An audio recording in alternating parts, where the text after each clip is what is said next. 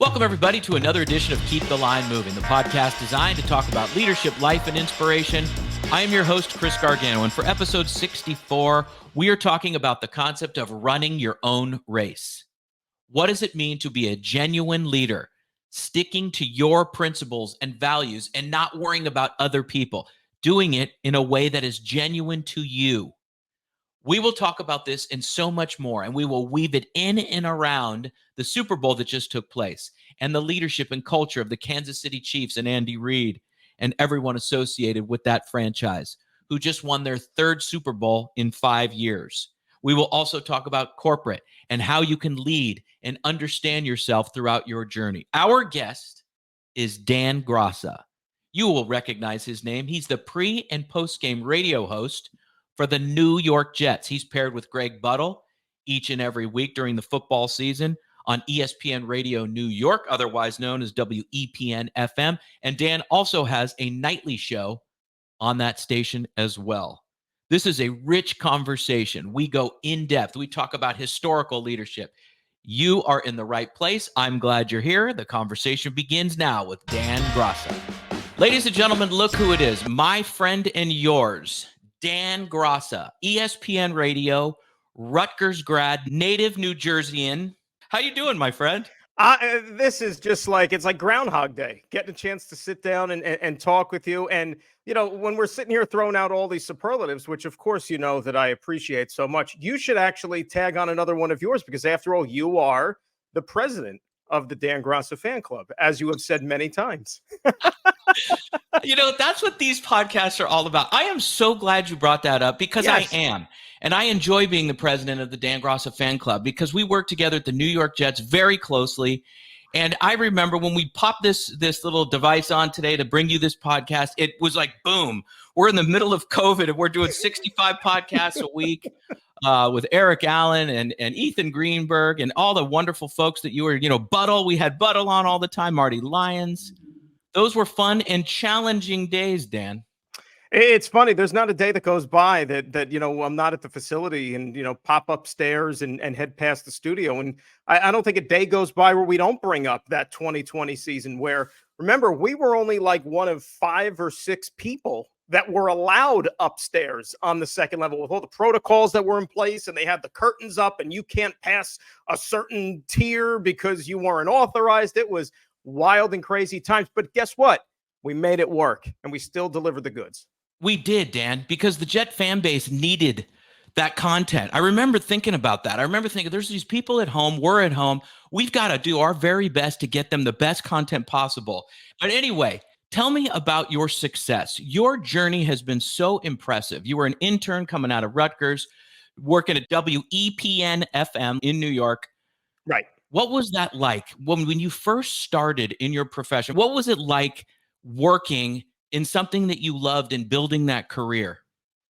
Well, I think that's the key point that you hit on there, right? Like something that you love in terms of building your career. I was somebody that I still kind of refer to myself as even somewhat of a late bloomer. Like, I didn't take the conventional steps that maybe most people are expected to that want to get into this field. Like, for example, you know, I took my sweet time making my way through school. You know, I didn't go straight through for 4 years. I pursued other interests along the way. So once I finally decided, okay, now it's time to buckle down and you have to choose a path, I kind of knew that this is what I wanted to do, because obviously being a lifelong sports fan and having a fairly good working knowledge of it all, I knew that this is something that I would want to pursue and also have fun doing, something that you would be fortunate enough to call a career. So I had my last semester coming up at Rutgers, and I knew that I had to go and get myself an internship. So that helps get your foot in the door because, as you know, connections and networking, that's such a big part of this field. You have to know people. So this is where the Jets come in. Being a lifelong Jet fan, family had season tickets. I remember that year, it was 2003. It was a preseason game.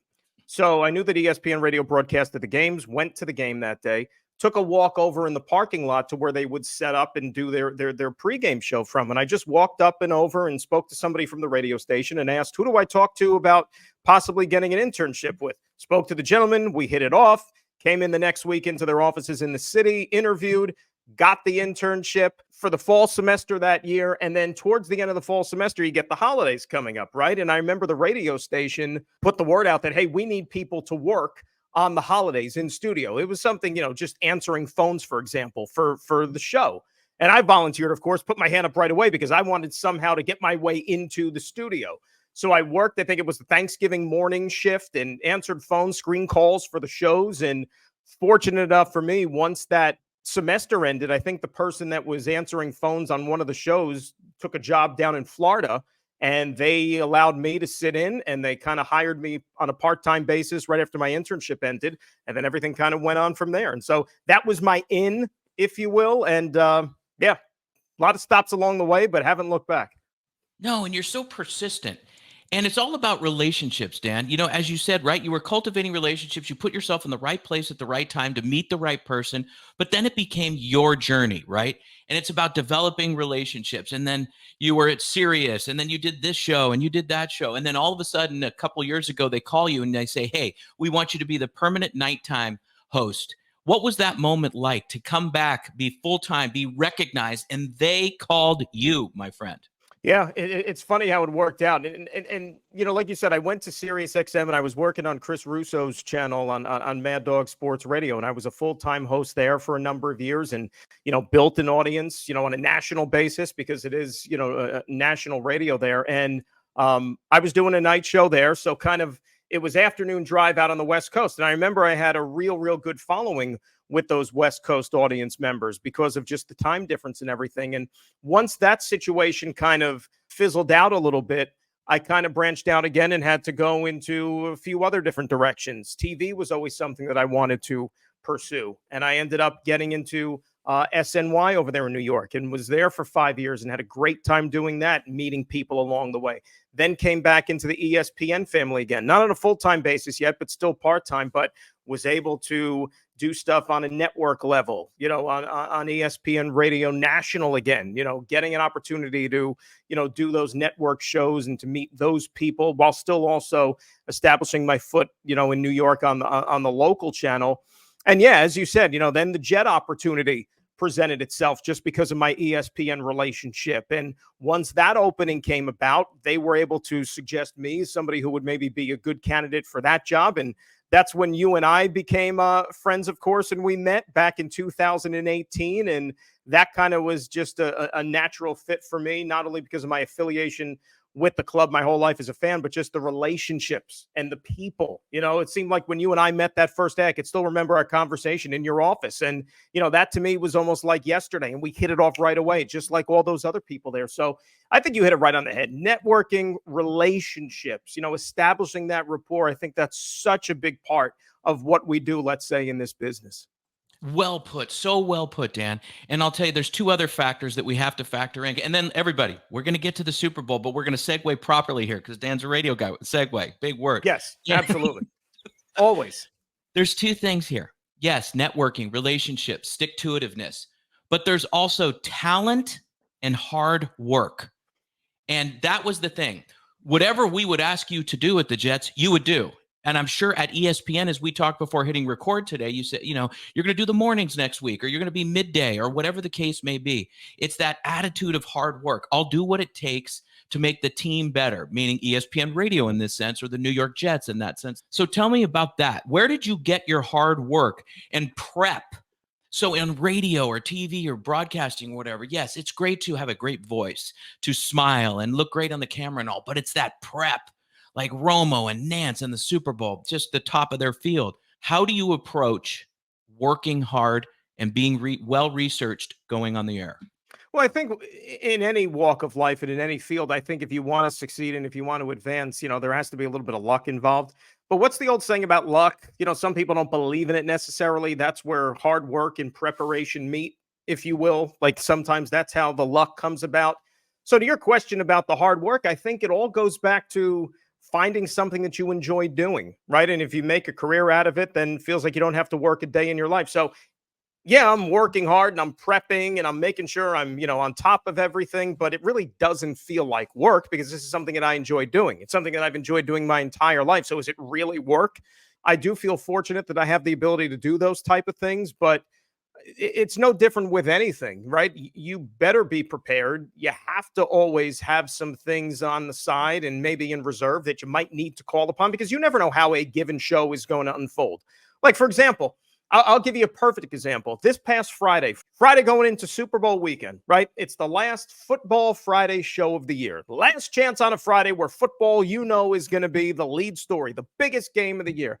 Can I tell you that day, just as a one-off, I mentioned something about the baseball season starting, right? Because this week, pitchers and catchers report for both the Mets and the Yankees or whatever. And I made just maybe like an offhand comment about, wow, boy, Mets and Yankees are going to be starting soon. And, we really haven't talked a lot of baseball this offseason. And I wonder what the anticipation is from Met fans and Yankee fans for the upcoming season. Can I tell you that just because of that comment, I ended up getting more phone calls baseball related than I did on the Super Bowl, that show, Chris. And this is Friday before the Super Bowl.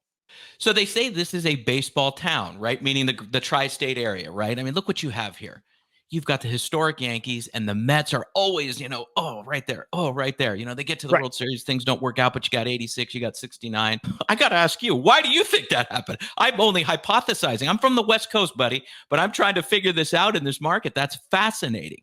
Well, I think, if I had to put my finger on it, number one, it was a very, very disappointing football season in this town, right? For the two teams, the Giants and the Jets, of course. So I think that to a certain degree, if you're a fan of one of the teams, you've kind of just like flushed this season from your mind. Like you don't even want to think about it anymore. And, the problem with the Super Bowl is always it's 2 weeks worth of buildup. So, a lot of times, like all the information, all the breakdowns, all the key factors, a lot of that stuff is happening, whether it's earlier this week or earlier in week number one with that 2 week window. You just never know. So I think by the time you get to late in the week and the day before, whatever, maybe people are just kind of burned out about hearing about the Super Bowl and all the different storylines and all the factors. And they just want to be like, all right, let's just get this thing over with and play the game. Right. Because it's like, how much more can we talk about it? Like I was even making the point that the championship Sunday, when we had those two championship games, that feels like it was a month ago and it was only 2 weeks ago. So I think that had something to do with it. And, maybe there was a little bit of fatigue for this Super Bowl, I think, for the average fan, because I think to a certain degree, if you don't have a dog in the fight, people might be a little burned out of Kansas City because it seems like they're in the game every year. Because of this incredible run that they've been on. And I think they're a little bit tired of that. There's no real novelty with this matchup because we just had this same Super Bowl 4 years ago. I think all those contributing factors, led into this game this year. Great point. And baseball is such a narrative, a wonderful narrative about free agency and ways in which to talk about. Plus, it's a daily sport, Okay, so you bring up the Super Bowl and about maybe there was some fatigue in talking about it because Kansas City is so good. So having you on today, Dan, what I told you last night or when we were texting, which is this, I want to take another different look at it, right? I don't want to talk about the X's and O's. That's being on every channel and every single outlet you can imagine. How do you feel about the culture established by the Kansas City Chiefs right now? Having the right quarterback helps, right? I would say that's quarterback equals culture. I think in a lot of areas. Well, just because look at how the NFL and the game of football has evolved. If you have the right quarterback, because it's such a quarterback-driven league and it's so offensive-centric, if you have that guy, you're going to be set up for success for a good number of years. Throw in the coach on top of it. If you have that perfect marriage, fantastic. But when you talk about culture, organizational structure, leadership, I've always felt that starts at the top. And that's not just in sports. I think that that's with any type of business, you name it. It all starts at the top. And if you look at Kansas City, for example, like Clark Hunt, who's the owner of the team, the guy grew up in football, right? His father was Lamar Hunt, guy who coined the term Super Bowl way back when. So this has kind of been like the family business for him. And he's not somebody who is meddlesome in any way. He's not exactly like very visible or high profile. He kind of stays out of the way, hires the right people, or he hopes he hires the right people to do the job, which he did. And he finally got it right because, I was thinking about this too, Chris. Anybody who follows the NFL and is a historian of the NFL like I am, Kansas City Chiefs, for the better part of my football watching life, that and the term Chiefs and Super Bowl did not go hand in hand. Remember, they went to Super Bowl IV. That was the 1969 season. And they did not go to a Super Bowl again for almost 50 years later. Like, think about that. 1969 to 2019. So, like, my whole life watching football up until 5 years ago did not include the Chiefs in the Super Bowl. Now, all of a sudden, they've gone 4 times in, a 5 year span or whatever. And now they're considered a modern day dynasty. It's amazing that if you get the right combination and the right people in place, how things can change like that for you.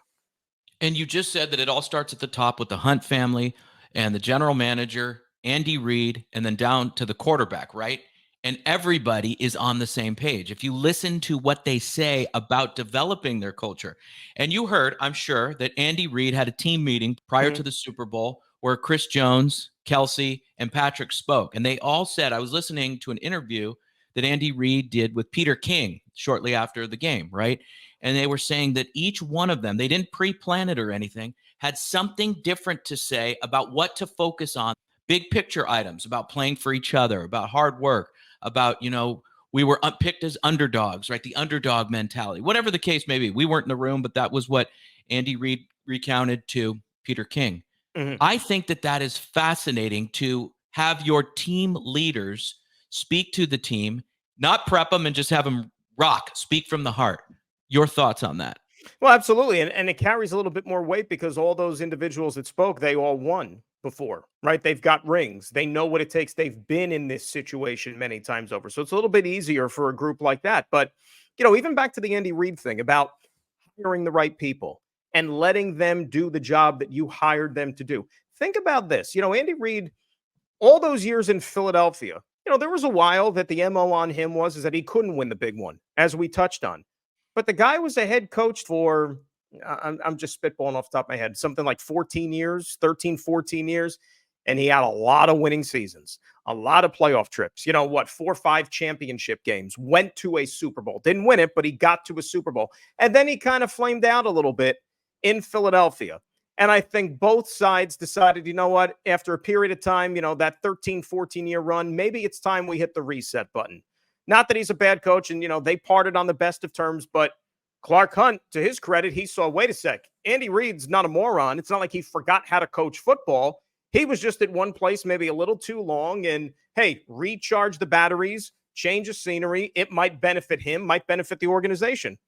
I'd say that would happen. And the reason I bring that up is because I think you wrote a really, really great piece on your website about when you went out there and you spent time with Pete Carroll and the Seattle Seahawks, because I think the same thing kind of happened there in Seattle. Pete Carroll was there for a very, very long time, tremendous amount of success. But after a while, which is almost kind of that same time period, like 13-year run or 14-year run, I think they decided, all right, maybe it's time we change things up a little bit because it gets a little stale.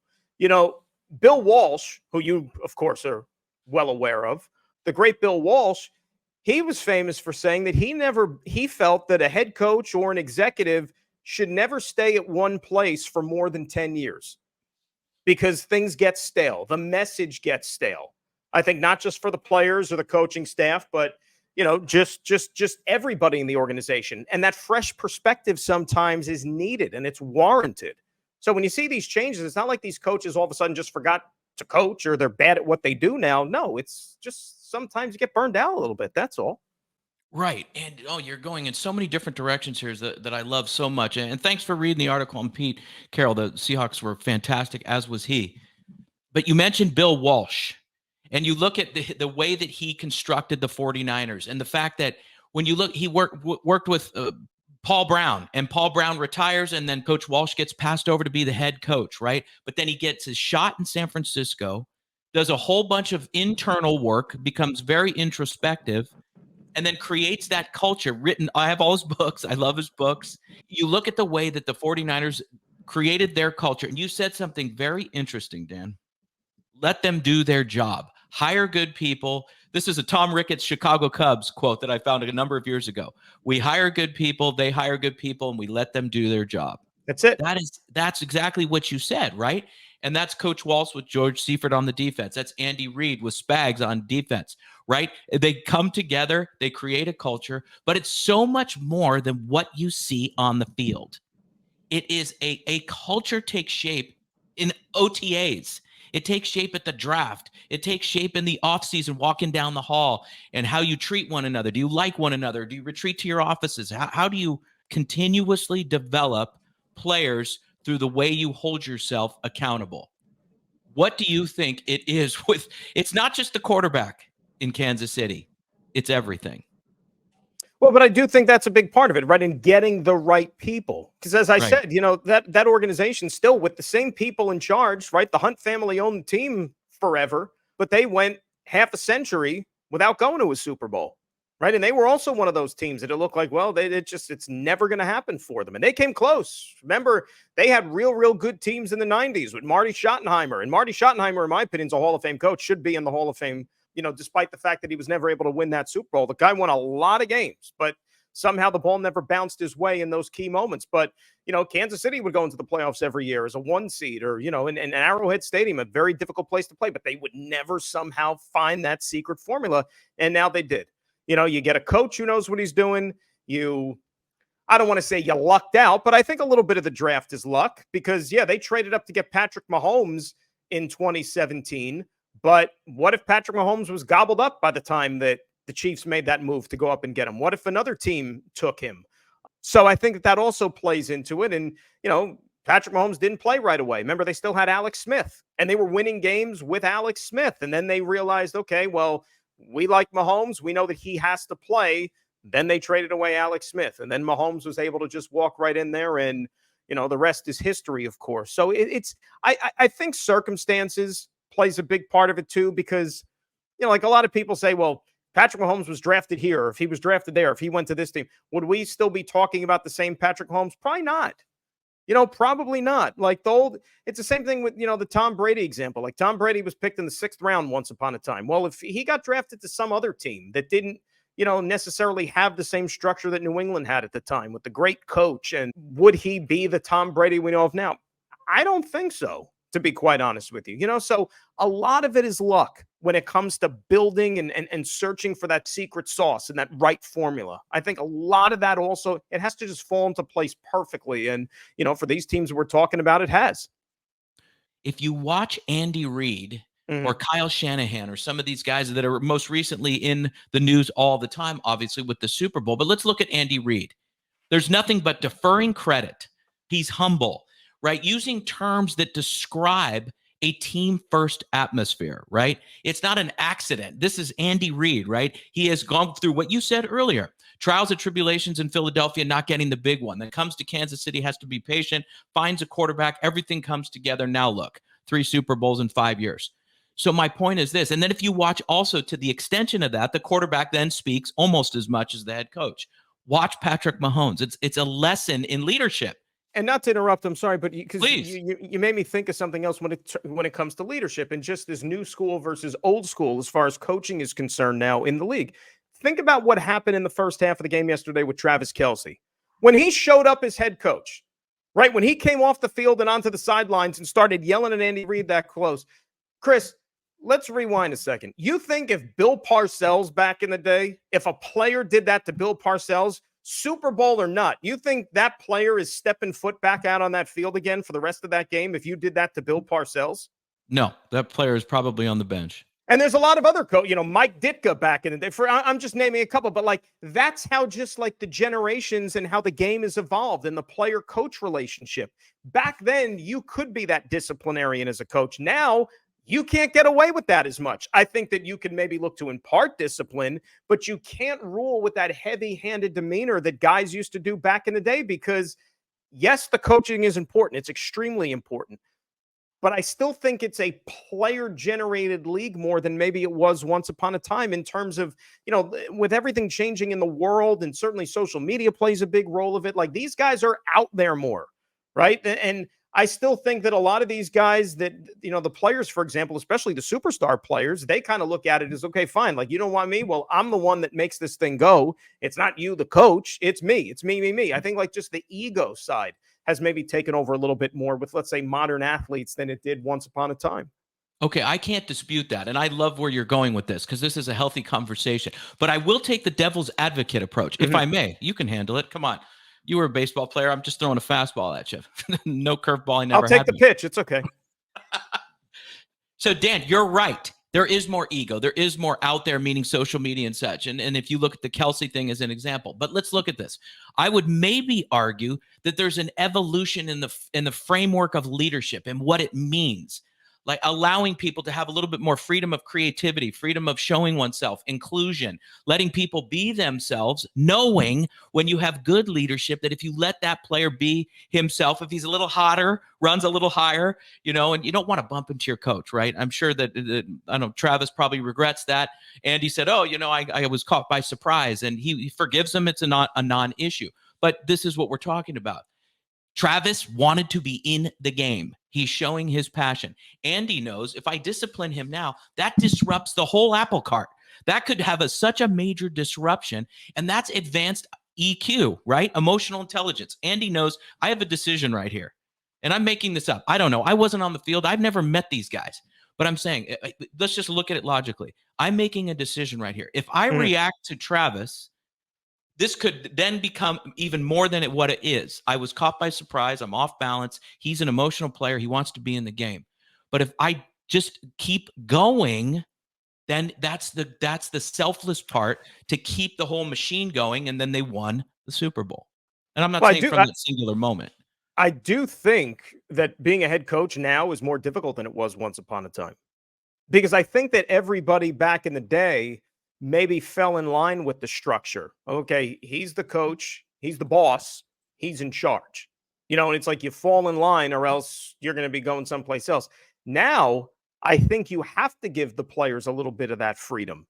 Whether it's look, you can't keep a watchful eye on them 24 hours a day because now with social media, let's say there is a player that's unhappy. How many times, Chris, do you hear about players that they'll go on their social media and they're going to post something like some subtle dig. And then like the whole world is left to sit there and try to interpret, what does he mean by that? Like last week with the LeBron James stuff, like LeBron James was like dropping all those hints about the Knicks. Remember that? And he's tweeting the Statue of Liberty. And then they played the Knicks and he had a Knicks towel around his shoulders as he was doing that interview, like all these little things. And so if you're a coach, you're going to have to let the player also express himself and do whatever the heck he wants, but also you have to balance it to where you try not to lose them, to where they don't go out there and then play their best for you, because ultimately you're going to have to be the one to answer to that by your superiors in the organization. So I certainly think now modern day coaching, a heck of a lot more challenging than it was once upon a time. Very good point. And you have this visual, you gave it to me earlier in our conversation, of Mike Ditka and Jim Harbaugh going at it on the sidelines. Yep. Can you imagine if something like that happened today or in a big game like a Super Bowl, right? That was my point earlier. Those things cannot happen. Interaction takes place, move on. And it's fascinating. The challenges of today in leadership in corporate America or on the football field is incredibly difficult.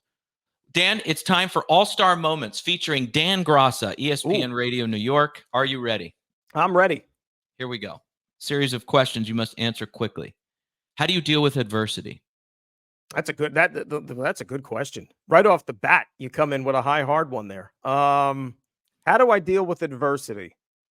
You try to take a step back and kind of hit that pause button for a second, because acting quickly, swiftly, generally leads to irrational behavior, and that could make things worse for you. So that's what I always try to do. Just kind of hit the pause button a little bit before thinking of what I'm going to say or do next.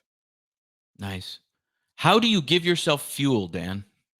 I'll tell you something that's been a big part for the last few years is exercising, running, which I think has helped considerably, because when I'm out there doing that, I'm not thinking about all the other stuff. Like if there's, good, bad, or whatever's happening, like that's the release.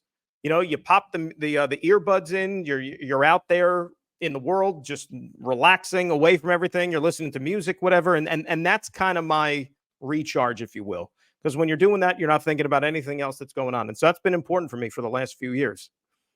Never give up. What does that mean to you? You can't, right? It's so, especially in this day and age, it's easy to, with all the things and all the obstacles that are being thrown at you. I'm not talking about just work, personal, professional, anything. You can't. And certainly us as a, society, just in the last few years, with everything that's been, happening around the world, there's a lot of triggers that would probably allow you to do that, or at least, be a little bit of a fuel to just give in, but can't do it. Look, we're all human, and I think that you probably have, your inner circle, confidants, people that you're going to have to talk to. That everybody needs somebody to lean on, for example, to bounce things off of, and I don't think you could be afraid to necessarily just have that discourse with somebody. The value of collaboration, how important is it? Huge, huge, invaluable.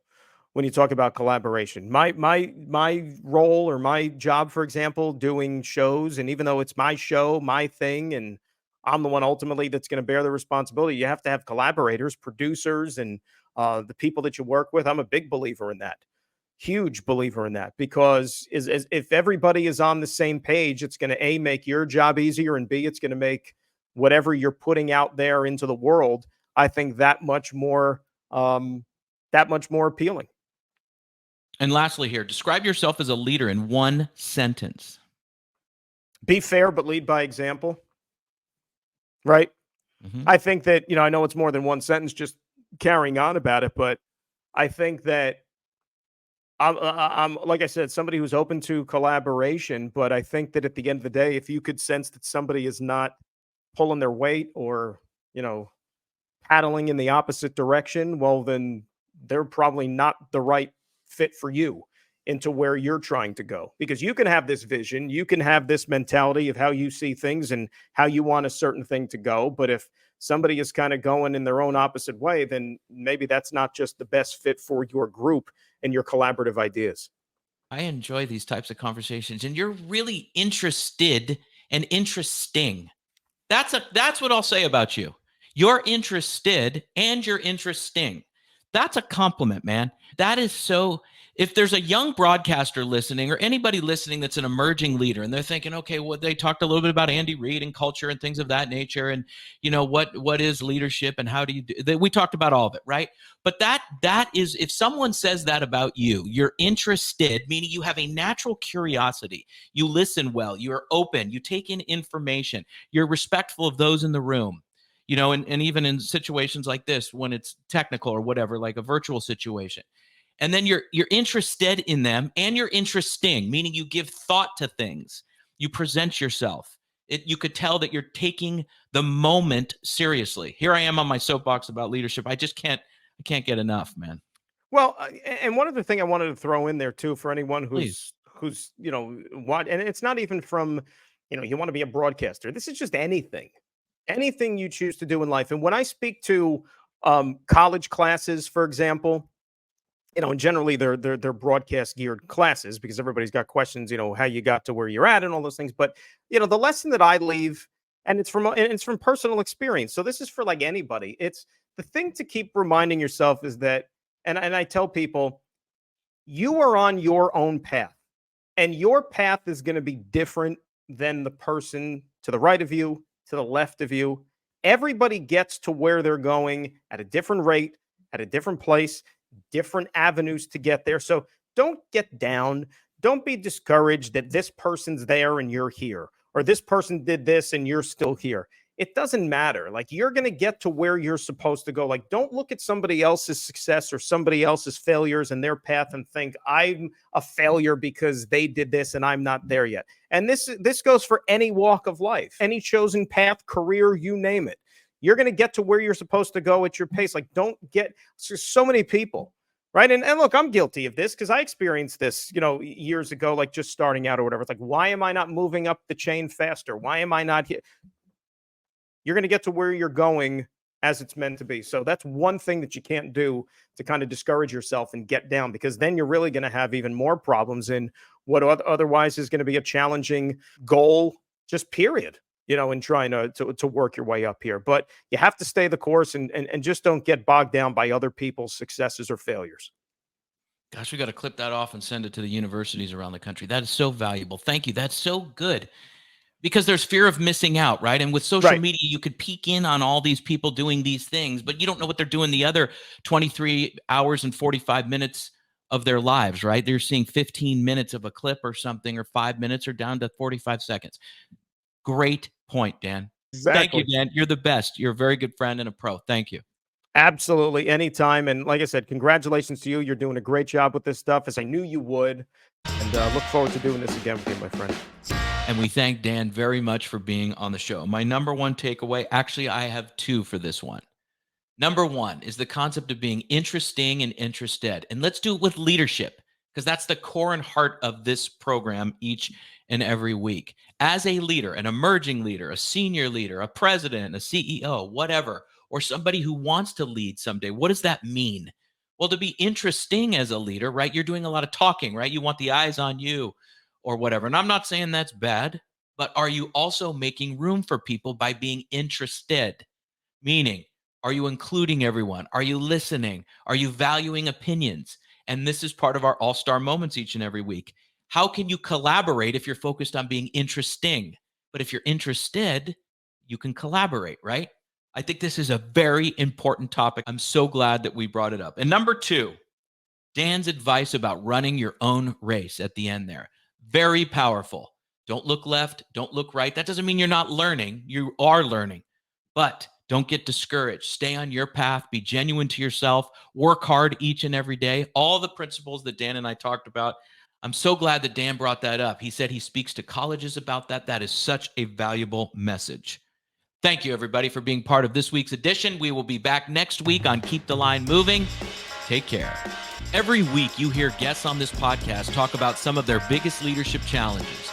As a leader, you want to make an impact on those you lead and reach your organization's goals, while also optimizing your time management. Wherever you are in your leadership journey, we could all use some help. This is what we focus on with our group and individual coaching services. To book a call or get more information, email me directly at chrisg@garganoleadership.com or visit our website at garganoleadership.com. For our podcast and video producer, Jack Radutsky, and our marketing coordinator, Savin Narwal, have a great week, everybody.